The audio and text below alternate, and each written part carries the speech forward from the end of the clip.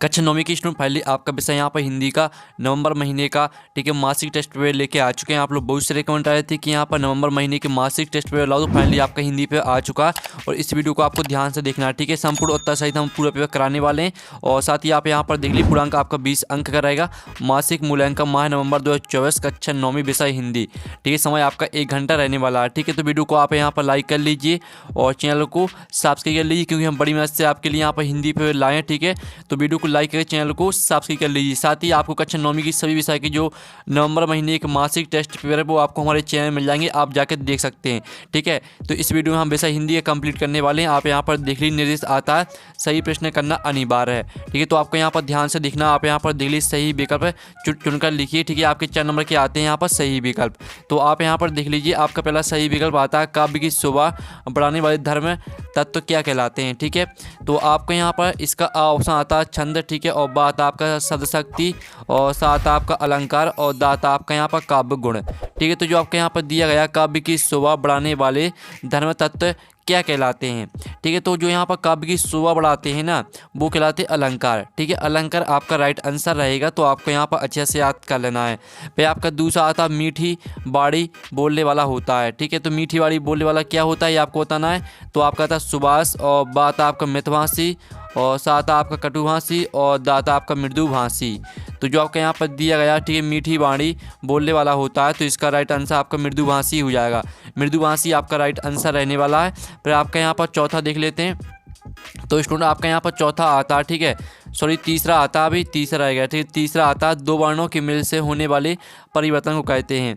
तो आप यहाँ पर देख लीजिए इसका ऑप्शन आता है समास, बात आपका संधि और साथ आपका छंद और दाता आपका अलंकार। ठीक है, तो यहाँ पर दो वर्णों के मिल से होने वाले परिवर्तन को कहते हैं, तो इसका राइट आंसर आपका संधि हो जाएगा। ठीक है, दो वर्णों के मिल से होने वाले परिवर्तन को संधि कहते हैं।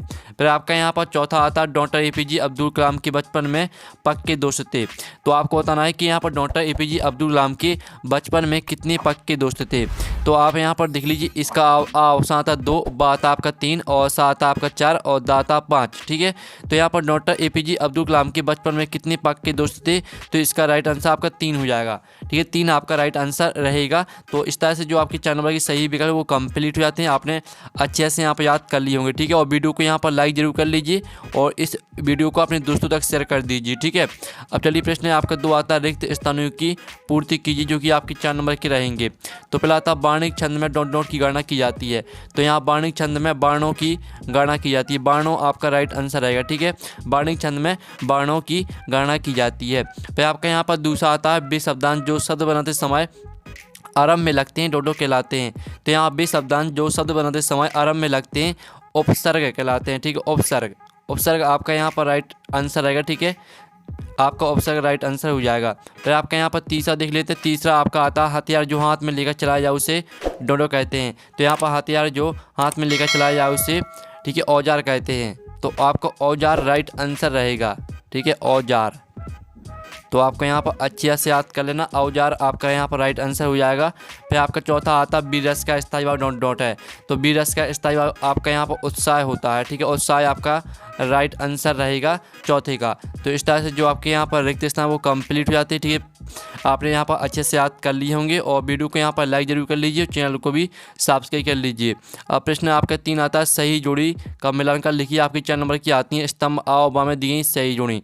तो पहले आती है आपकी सम्माननीय, तो सम्माननीय को आपको आधार युग से मैच करना है। जो दूसरी आती है आपकी मृतिका, तो मृतिका को आपको किससे मैच करना है, मिट्टी से। ठीक है, और जो आपकी तीसरी आती है 2 बैलों की कथा, तो 2 बैलों की कथा आपकी हो जाएगी मुंशी प्रेमचंद की रचना है। ठीक है, और जो आपकी चौथी आती है जहरीला, तो जहरीला ठीक है जो आपके यहाँ पर दी गई जहरीला, तो जहरीला आपके यहाँ पर हो जाएगी सांप। ठीक है, तो इस तरह से आपकी जो सही जोड़ी वो कंप्लीट हो जाती है। आप यहाँ पर देख लीजिए जो आपकी पहले दी गई थी सम्माननीय, तो इसको आपको आधार युग से मैच करना है, मृतिका को आपको मिट्टी से मैच करना है, और 2 बैलों की कथा तो इसको मुंशी प्रेमचंद से मैच करना, और जहरीला को आपको सांप से मैच करना है। तो इस तरह से आपकी सही जोड़ी हमने कंप्लीट करा दी है, आपने अच्छी तरह से यहाँ पर याद कर ली होंगी। ठीक है, अब चलिए आपका प्रश्न यहाँ पर 4 आता है।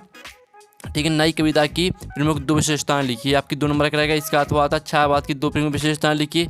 जो इनके आंसर वो भी हम बताने वाले हैं, पहले आप क्वेश्चन ध्यान से देख लीजिए, फिर इनके आंसर हम आपको बताते हैं। ठीक है, आपको आंसर सभी आंसर कराए जाएंगे इसी वीडियो में। प्रश्न 5 आता है कबीरदास के शिल्प सौंदर्य की 2 विशेषताएं लिखिए। अथवा आता महादेवी वर्मा की भाषा शैली की 2 विशेषताएं लिखिए। फिर आपका प्रश्न यहाँ पर 6 आता रस किसे कहते हैं, रस के अंगों के नाम लिखिए।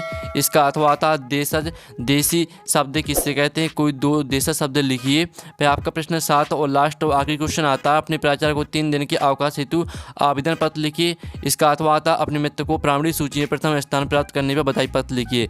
तो इस तरह से जो आपका पेपर वो यहाँ पर कंप्लीट हो जाता है। और चलिए जो आपके यहाँ प्रश्न 4 दिए गए, प्रश्न 4 का अथवा, ठीक है, प्रश्न 5 प्रश्न 5 का अथवा, और प्रश्न 6 प्रश्न 6 का अथवा, ठीक है, प्रश्न 7 और प्रश्न 7 का अथवा। तो जो इनके आंसर है वो देख लेते हैं। तो स्टूडेंट आप यहाँ पर देख लीजिए आपका प्रश्न 4 का आंसर, ठीक है। आपको नई कविता की 2 विशेषताएं लिखनी थी। तो आप यहाँ पर देखिए नई कविता जीवन के हर क्षण को सत्य ठहराया, ठीक है। नई कविता की वाणी अपने परिवेश के जीवन अनुभव को व्यक्त करती है। और नई कविता लघु मनत्व की, ठीक है, लघु मनत्व को स्वीकार करती है। फिर 4थी विशेषता देख लीजिए। तो यहाँ से आपको 2 विशेषता याद कर लेनी है। और फिर आप 4 का अथवा वाले का सॉल्यूशन देख लीजिए जिसमें आपको छायावाद की 2 विशेषताएं लिखनी थी। तो ये आपका 4 का अथवा का सॉल्यूशन है, ठीक है। व्यक्तिवाद की प्रधानता है और इसका जो विवरण दिया गया छायावाद में व्यक्तिगत भावनाओं की प्रधानता है।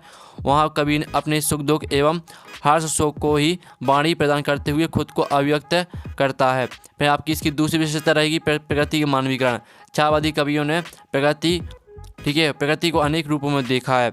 कहीं उसने प्रकृति को प्रेयसी के रूप में अपनाया है, तो कहीं, ठीक है, तो कभी नारी के रूप को देखकर उसके सूक्ष्म सौंदर्य का चित्रण किया है। तो इस तरह से आपकी यहाँ पर 2 विशेषता हो जाती हैं छायावाद की, ठीक है। तो इनको याद कर लेना है। अब प्रश्न 5 का आंसर देख लीजिए। प्रश्न 5 का आंसर रहेगा कबीर की भाषा अपरिष्कृत है, ठीक है। आपको कबीर की भाषा की शैली, ठीक है, भाषा शैली की आपको 2 विशेषता लिखनी थी।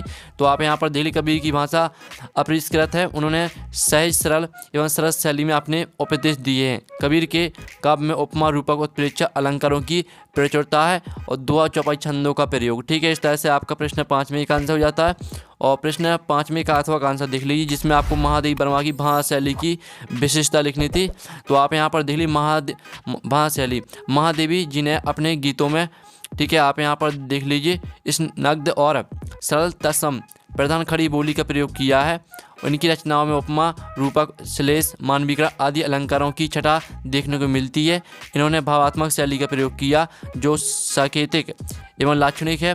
इनकी शैली में लाक्षणिक प्रयोग एवं व्यंजना के प्रयोग के कारण, ठीक है, अस्पष्टता ठीक है, आप यहाँ पर देख लीजिए दुरूहता दिखाई देती है। तो इस तरह से आपका यहाँ पर प्रश्न 5 का अथवा का आंसर हो जाता है। फिर आप प्रश्न 6 का आंसर देख लीजिए जिसमें आपको रस की परिभाषा लिखनी थी। तो का आपको पढ़ने सुनने और जिस आनंद की अनुभूति होती है उस रस कहा जाता है, ठीक है। और रस के अंग हो जाएंगे आपके स्थायी भाव, विभाव, अनुभव, संचारी भाव। तो आपको रस की परिभाषा और रस के अंग यहाँ से याद कर लेने हैं। फिर आप 6 का अथवा का आंसर देख लीजिए जिसमें आपको देशा शब्द किसे कहते हैं, कोई 2 देशा शब्दों के नाम लिखने थे।